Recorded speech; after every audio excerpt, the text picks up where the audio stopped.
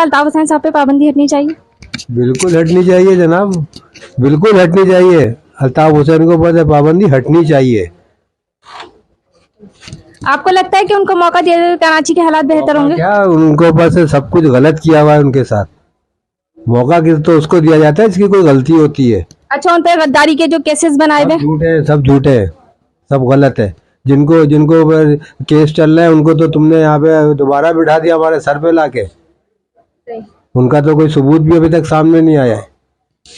सही। कोई सबूत आया अभी तक? इससे पहले भी तो कितने आए थे, उनका क्या नाम है, उन्होंने जनरल थे कौन थे, उन्होंने मना कर दिया था।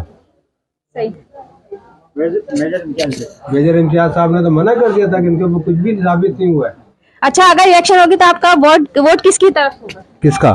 अगर इलेक्शन होते तो आपका वोट किसकी तरफ? हमारा महाजरों की तरफ होता है, अल्ताफ हुसैन की तरफ, महाजरों की तरफ। हमारा किधर जाएंगे अब हम, ये बताएं। सही।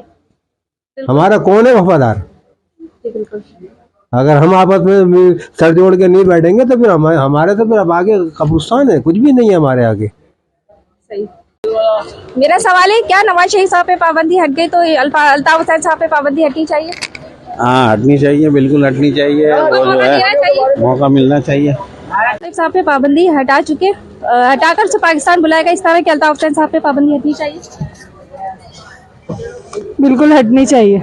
जिस तरीके से नवाज शरीफ से हटी गई है, इसी तरह अल्ताफ हुसैन पे से भी हटनी चाहिए। अच्छा, क्या लगता है कि उनको अगर एक मौका दिया जाए तो कराची के हालात बेहतर होंगे? अगर अल्ताफ हुसैन साहब को मौका दिया जाएगा तो जरूर बेहतर होंगे। क्या लगता है अल्ताफ हुसैन अच्छे हुक्मरानी थे? देखिए, अल्ताफ हुसैन अच्छे हुक्मरान थे, उनकी गलतियां थी, अलग बात है। हुक्मरान ऐसे अच्छे थे, उनकी लीडरशिप में पावर था। बिल्कुल। ठीक है, उन्होंने होल्ड किया हुआ था सबको। अब एक तस्बीह को तोड़ो, एक दाना निकलेगा, पूरी तस्बीह बिखर जाएगी।